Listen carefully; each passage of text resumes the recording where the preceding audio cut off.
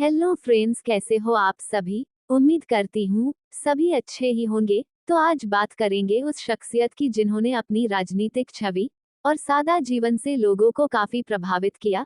जी हाँ, खुला बदन, हल्की लंबी दाढ़ी, मूंछ और तमाम आधुनिक सुख सुविधाओं को नजरअंदाज कर बिना चप्पल लंबी दूरी तय करने वाले शख्स बागुन सुमरई की पहचान पूरे देश में रही।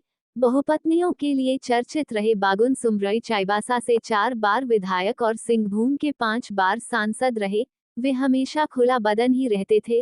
1924 में जन्मे बागुन सुमरई की उम्र जब 21 वर्ष की हुई तो राष्ट्रपिता महात्मा गांधी और विनोबा भावे की प्रेरणा से खुला बदन रहने का निर्णय लिया और जून 2018 में अंतिम सांस लेने तक वे खुला बदन ही रहे।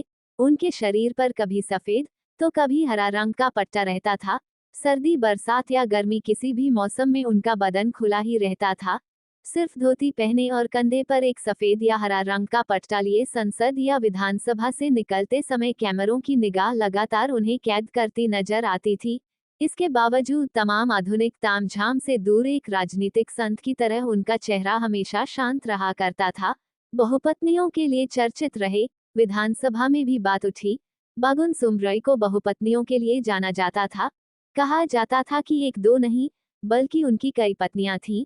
एक बार बिहार विधानसभा में भी बागुन सुमरई की बहुपत्नियों की बात उठी तो छानबीन कराने का निर्णय लिया गया, जिसमें पश्चिम सिंहभूम जिले में 28 महिलाओं के पति के रूप में बागुन सुमरई के नाम का जिक्र आने की बात सामने आई थी। हालांकि दावा यह भी किया जाता है कि उनकी 50 से अधिक पत्नियां थीं, लेकिन बागुन सुमरई खुद सिर्फ 5 पत्नियां होने की बात स्वीकार करते थे। इनमें से दशमती सुमरई, चंद्रावती सुमरई, पूर्व मंत्री मुक्तिदानी सुमरई, दयामंती सुमबई और अनिता बलमुचु शामिल है। 3 पत्नियों का निधन बागुन सुमरई की मौत के पहले ही हो चुकी थी। बागुन सुमरई ने दर्जनों बहुपत्नियों के संबंध में हो रही चर्चा के संबंध में साल 2011 में एक संवाददाता से बातचीत में ये खुलासा किया गया था कि उनके क्षेत्र में रहने वाली कई गरीब महिलाएं विधवा या पति से अलग हो जाने के बाद मजबूर होकर आजीविका के लिए काम मांगने आती थी। इनमें से कई महिलाओं ने अपने नाम के पीछे सुमरई लगा लिया और किसी तरह से नौकरी हासिल करने में भी सफलता हासिल कर लिया। बागुन सुमरई ने यह भी स्वीकार किया कि उन्होंने कई परित्यक्ता, विधवा और सामाजिक प्रताड़ना की शिकार महिलाओं को संरक्षण देने का काम किया और उनकी तमाम आवश्यकताओं को यथासंभव पूरा किया। वो दौर जब उन्होंने साइकिल बंधक रखकर जीता पहला चुनाव। बागुन सुमरई ने साल 1967 में झारखंड पार्टी के टिकट पर चाईबासा से पहला चुनाव लड़ा और जीत दर्ज की। बागुन सुमरई ने पहला चुनाव 910 रुपये में जीता था। वे अपने समर्थकों के साथ साइकिल से पूरे विधानसभा में घूम घूम कर प्रचार करते थे। चुनाव के अंतिम समय में पैसे के अभाव में उन्होंने अपनी साइकिल 125 रुपये में चाईबासा के टीनू ठाकुर को बंधक रख दी। चुनाव जीतने के 6 महीने बाद पैसा देकर साइकिल वापस लिया।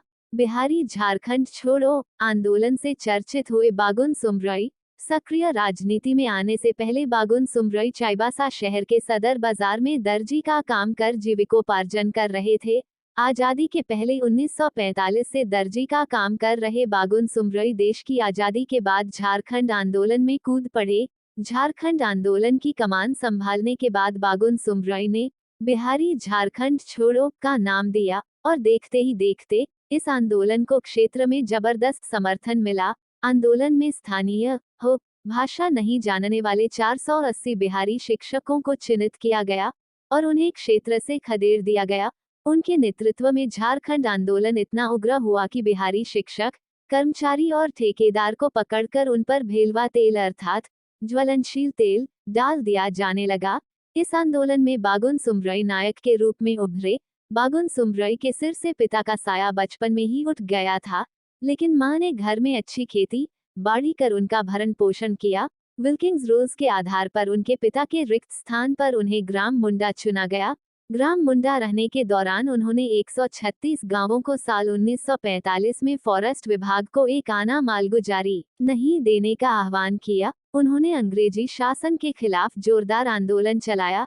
इसी दौरान अंग्रेजी शासन से चले आ रहे पेयदी लेकी राजस्व वसूली व्यवस्था का भी विरोध किया गया, जिससे उनकी लोकप्रियता 1965 तक काफी बढ़ गई।